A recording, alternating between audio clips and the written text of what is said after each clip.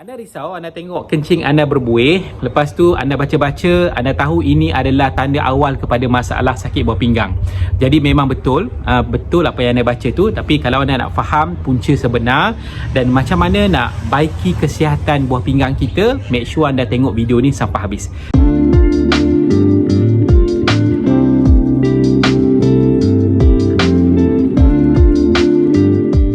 Saya Amin Kamarudin dan dalam channel ni saya bantu anda untuk baiki kesihatan menggunakan suplemen semula jadi selamat dan berkesan.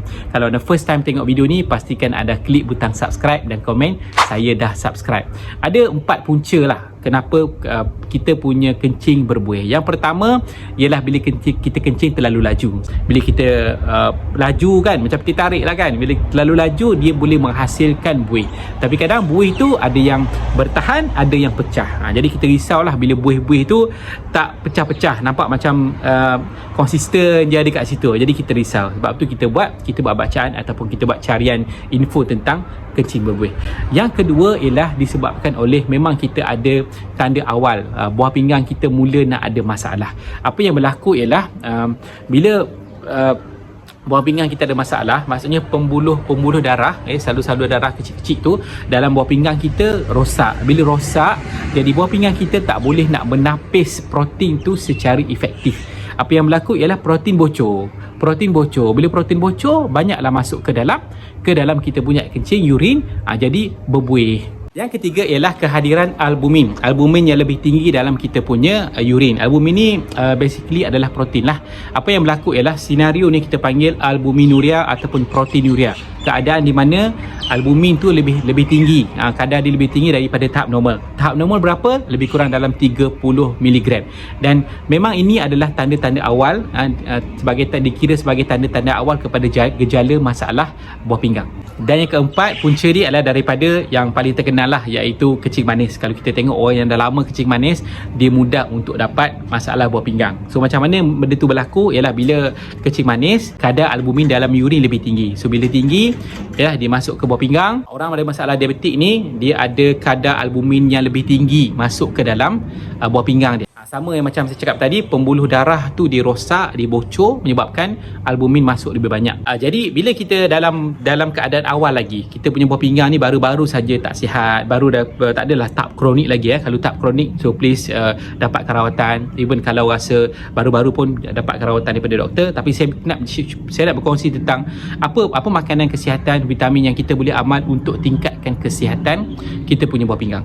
Baik, ada beberapa vitamin yang bagus untuk kita sihatkan buah pinggang kita. Pertama, dalam bentuk kita panggil nutrisi ni adalah resveratrol.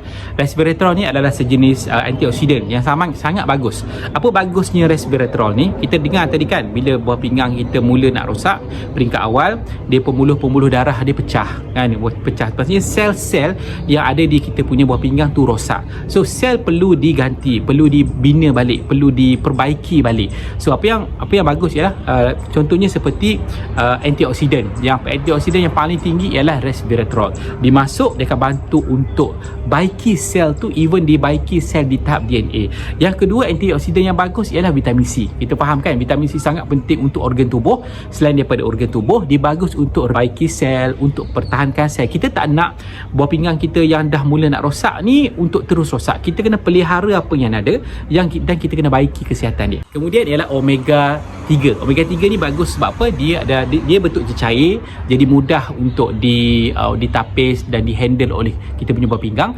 Dan omega 3 ni sifat dia adalah anti-inflamasi. So kalau bila luka, kita tak nak buah pinggang kita ada inflamasi, jadi merah, jadi bengkak, jadi sakit. So benda-benda tu kita tak nak. Sebab dalam keadaan sekarang, bila di peringkat awal, dia baru-baru nak tak sihat, kita nak pelihara dan kita tak nak ada berlaku apa-apa merah apa semua kan, supaya dia cepat-cepat balik kepada kesihatan yang lebih baik. Kemudian yang sangat terkenal juga untuk buah pinggang iaitu vitamin B. Vitamin B banyaklah kan, niacin, biotin. Di vitamin B kita panggil B kompleks. So kebanyakan B kompleks ni sangat-sangat bagus untuk kesihatan buah pinggang. Kita seorang manusia, kalau kita tak ada masalah buah pinggang pun, memang kita kena amal B kompleks. Memang satu vitamin yang tubuh kita sangat-sangat perlu untuk macam-macam jenis. Tapi bila kita perasan yang kita mula ada masalah kan, buah pinggang ni benda yang penting kan, penapis yang penting untuk tubuh kita berfungsi dengan normal.